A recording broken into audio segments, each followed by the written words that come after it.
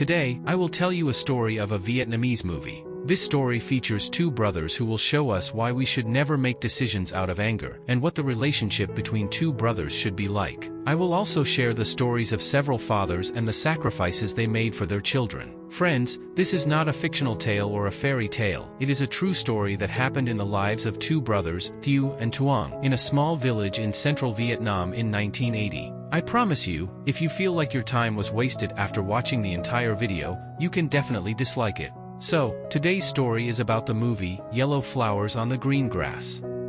The story begins with a man rushing to the hospital with his sick younger son on a cart, helped by his elder son. Then, we return to a small village in Vietnam, surrounded by natural beauty, where the two children were playing. They were even throwing stones at times. Suddenly, one of the stones hit the younger boy on the forehead.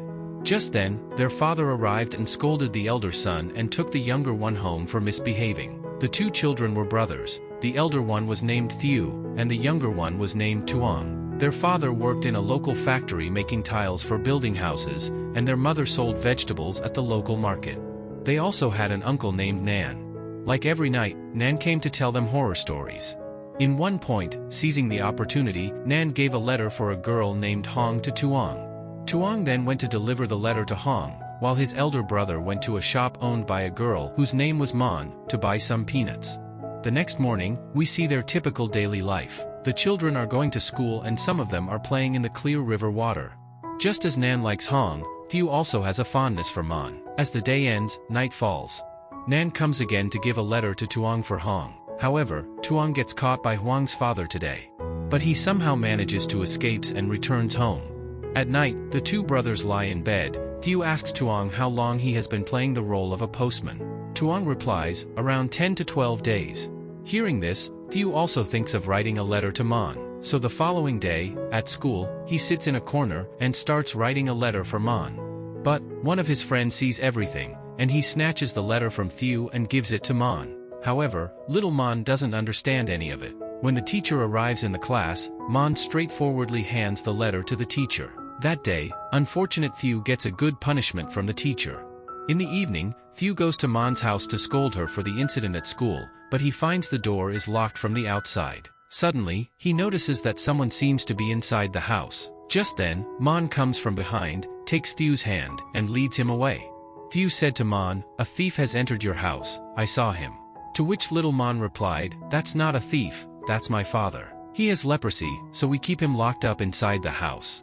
Hearing all this, Thiều couldn't say anything more to Mon. Instead, a stronger friendship developed between them. This is how the days were going for a few families in that small village. But suddenly, one day, a fire broke out in Mon's house. Unfortunately, the fire started in the room where Mon's father was kept due to his leprosy. However, perhaps luck was on their side, because the previous day, Mon's mother had admitted her father to a hospital in the city. The following morning, Thiều goes to Mon's house to meet her, and while returning home from there, he heard some strange ghostly sounds from a forest next to the field. With close inspection, Thiều notices that someone running away inside the jungle. Thiều also got scared and quickly returned home from there. The following day, Mon's mother found out that a lot of money was needed for Mon's father's treatment, so they started packing all their belongings to sell their house. The next day, Mon's mother also went to the city to take care of Mon's father, leaving Mon in the village. However, she left Mon in the care of Tuong and Thiò's families for a few days. After a few days passed, news came that Mon's father didn't have leprosy but another disease, and he was now much better. Mon's mother would come to the village soon and take Mon to the city. Everyone was very happy with this news, except for Thiều. While Thiều sat sadly all day, Tuong played with Mon. A few more days went by like this. Then, during the monsoon season, there was a terrible flood in their area due to heavy rain and river water. All the houses in the village were submerged. Everyone took shelter on their rooftops, and a few more days passed this way. Now, the flood water has receded, many animals died, and there was a lot of damage due to the flood. Thiò's parents lost almost everything and were left nearly destitute. They struggled to feed their children, often going hungry themselves. A few days later, while playing by the river, Tuong found a piece of golden cooler metal. The innocent children were very happy, thinking it might be gold. They immediately started planning to sell it to build a new house and buy a car. They quickly finished playing and sat by the roadside, waiting for their mother to return from the market. When their mother came back, Tuong excitedly showed her the piece of metal and said, "Mom, I found a piece of gold." But in a moment, all the children's dreams and hopes were shattered. Their mother told them it isn't gold, but just a piece of brass. Hearing this, the children became very sad. Thiew's family was going through a lot of hardship at this time. So, the next day, after digging up potatoes in a field, Thieu started looking for sweet potatoes that might have been left behind, hoping that he and his brother could have at least one satisfying meal. He managed to find 2 sweet potatoes, but then his mischievous friend came and snatched them away. This time, Thieu couldn't control his anger. Determined to feed his starving brother, he fought with the boy and took back the sweet potatoes.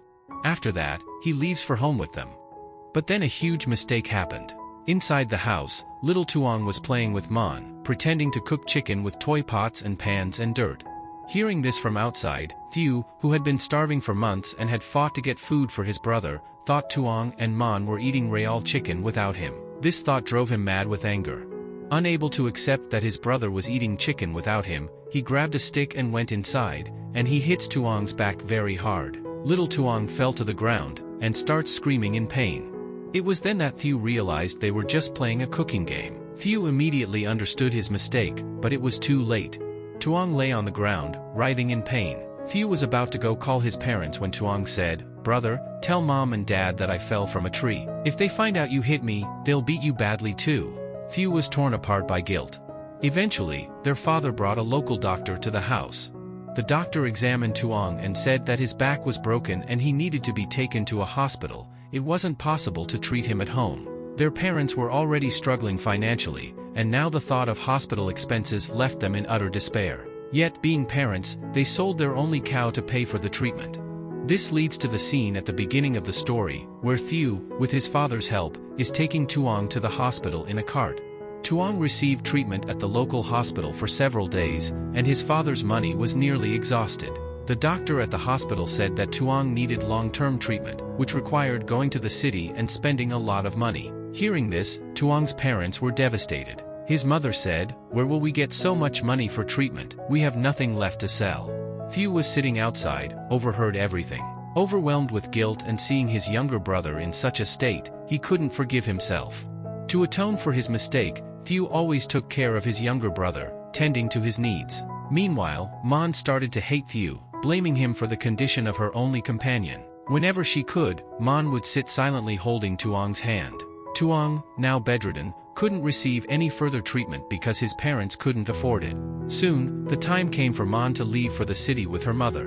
Tuong's mother took Mon to the city, leaving behind her dear friend, playmate, and the village filled with countless memories. Man cried inconsolably as she departed, while Thieu bid her farewell from a distance. One day, Thieu was sitting alone at home when he heard a noise from his brother's room. When he went to check, he was astonished to see Tuong sitting up by the window. Thieu asked, "How could you sit up on your own?" Tuong replied, "A princess had come outside this window. It's because of her that I could sit up." Thieu laughed and dismissed his words. The next day, when Thieu was returning home from work, he saw Tuong standing alone. It was like witnessing a miracle. Thieu asked, "How could you stand up?" Once again, Tuong said, "A princess had come. I could stand because of her." Today, Thieu was a bit surprised by his brother's words. Then Tuong said, "Look, the princess also gave me yellow flowers." Thieu looked out the window and saw many flowers lying on the ground. Curious, Thieu slowly followed the trail of flowers. As he walked, he reached the edge of a jungle, where he had seen someone before. Thieu saw a small hut, and inside the hut, a crazy man was living with his daughter. The man was dressed like a circus king. Thieu recognized the man. His name was Mr. Nam. However, that day, Mr. Nam drove Thieu away from there by scaring him. But the next morning, Thieu went back to Nam's hut in the jungle. He had questions in his mind about what had happened to Nam and why he lived alone in the jungle with his daughter. Thieu knocked on the door. Mr. Nam opened the door and took Thieu a little distance away from the hut. Then Thieu asked him, "What happened to you? Why do you live in the jungle?" Mr. Nam then told Thieu, "My wife was a motorcycle stunt rider in the circus. Though our daughter was born late in our lives, she was the only blessing that kept me going.